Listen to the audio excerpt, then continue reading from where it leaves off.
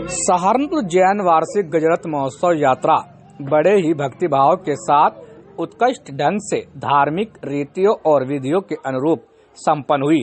यात्रा का मुख्य आकर्षण श्री जी का 17 फुट ऊंचा स्वर्ण मंडित रहा, जिसमें सवार श्री जी को नमन करने के लिए श्रद्धालुओं की भीड़ उमड़ी रही। वहीं श्री जी की आरती कर तो किसी ने नृत्य कर जयकारों के साथ अपनी खुशी को जाहिर किया, तो किसी ने भक्ति भाव के भजन गाकर वातावरण को ही पूर्णतः धार्मिक बना डाला। आप क्या कहेंगे?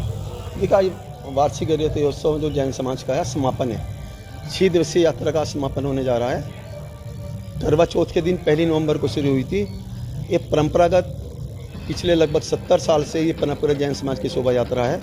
6 दिन प्रोग्राम चलते हैं, दिन रात के बहुत बड़े बड़े रात्रि कार्यक्रम होते हैं। रुपेश जैन नाइट जो हिंदुस्तान के जाने माने गायक हैं, इसके साथ साथ कवि सम्मेलन, बहुत बड़ा विराट कवि सम्मेलन यहाँ हुआ 3 दिन पहले। परसों रुपेश जैन नाट हुई। कल बहुत बड़े बम्बई दिल्ली के कलाकार आए, सांस्कृतिक कार्यक्रम हुए।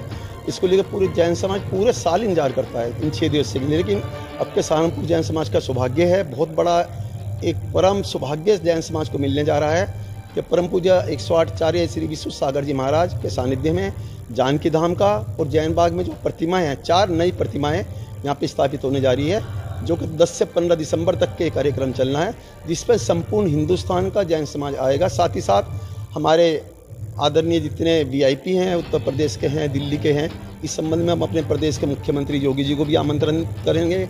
अपने जो धामी जी उत्तरांचल के उनको भी हम इस चीज़ के लिए आमंत्रित करेंगे। सबसे बड़ी बात है कि जैन समाज में कल काफ़ी आक्रोश था, कुछ सड़कें वगैरह ठीक नहीं थी। इसको लेके जिले के जिलाधिकारी, मेयर, विधायक सभी ने लगातार अधिकारियों को निर्देशित किया था कि जैन समाज या किसी भी समाज की परंपरागत जो शोभा यात्रा है, उस समय रास्ते में किसी प्रकार की कोई अड़चन ना आए, किसी प्रकार की कोई कमी ना रहे। ऐसा हुआ था 1 तारीख को कि काफ़ी हमारे जैन समाज के लोग जख्मी हुए थे। परम पूज्य साक्षात भगवान अनुपम सागर जी महाराज, सत्य सागर जी महाराज भी जगह दिया कि उनको अपने जख्मी होने से कोई फर्क नहीं है, उन्होंने भी समाज को कहा था ऐसा नहीं है। कल हमने अनुरोध किया था, डीएम साहब ने सीएम साहब को भेजा था, मेयर साहब भी आए थे, नगर निगम के अधिकारी भी आए थे, विकास भवन के भी आए थे। तो मेयर साहब ने देर रात्रि लगभग 1:30-2 बजे तक के साथ हमारे रहे, मीटिंग करिए, पूरे समाज को समझाया। उस सुबह जो काम असंभव था, हम जैन समाज के लोग मान रहे थे कि काम असंभव है, कि 4 घंटे में कोई ऐसी ताकत नहीं है कि 4 घंटे में इस सड़क को, जहाँ से 3 लोग के नाथ की यात्रा जानी है, जहाँ से साक्षात भगवान रूपी महाराज श्री जाने, उस सड़क को कैसे, कौन सा चमत्कार है जो आप 3 घंटे में इसको पूरा कर पाएंगे। लेकिन प्रभु श्री का चमत्कार, सहारनपुर के मेयर डॉक्टर अजय सिंह की काम करने की क्षमता या इच्छा शक्ति, कि सुबह 3 बजे सड़क बननी शुरू हुई और 8 बजे तक ये सड़क पूर्ण रूप से, मैं कहूँगा एक नई सड़क, जबकि इस सड़क आरसीसी बननी है, बाद में बननी है, हमारे अनुरोध को स्वीकार करा संपूर्ण जैन समाज, जहाँ महाराज श्री के चमत्कार मानता। लेकिन मैं मेयर डॉक्टर अजय सिंह जी का भी आभारी है कि उन्होंने विधायक ने या अगले नेताओं ने, डीएम साहब ने समस्या समझी।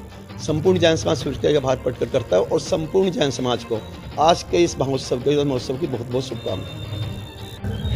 मेयर साहब, आज आपने शोभा यात्रा में श्री जी के दर्शन किए, कैसा महसूस किया और क्या कहना चाहते हैं?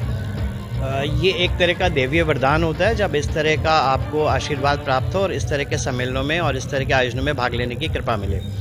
ये भगवान की कृपा से ही संभव होता है, मेरे और आपके कहने से नहीं होता।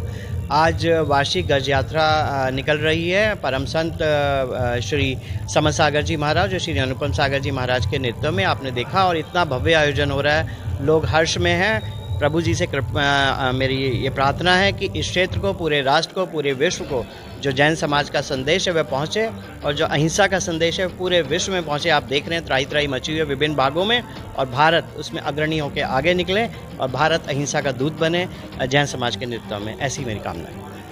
समाज में कुछ आक्रोश तरह कुछ कमियों को लेकर सड़कों इसके लिए आपके द्वारा क्या व्यवस्था की? देखिए, जितने भी धार्मिक आयोजन है, ये हमारा दायित्व भी है और हम हर जनप्रतिनिधि का दायित्व है उन धार्मिक आयोजनों का भव्य आयोजन हो पाए। कई बार थोड़ी बहुत कमियां रह जाती हैं,